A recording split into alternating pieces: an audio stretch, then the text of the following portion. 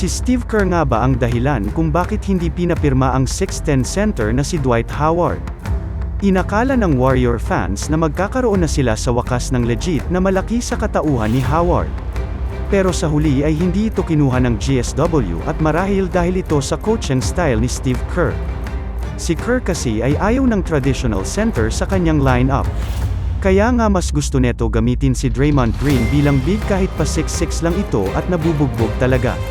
Kahit nga sa Team USA ay mas gusto niya ng versatile big man na naging dahilan para matalo sila sa World Cup. Kaya nga kahit pa available at walang dud ang makakatulong, inayawan pa rin siya ng koponan. Bagaman kasi halimaw sa depensa ay hindi naman ito shooter na isang aspetong pang-ayaw ni Kerr sa kanyang backup big. Sa tingin mo ba dapat sinain ng koponan si Howard? Comment down below.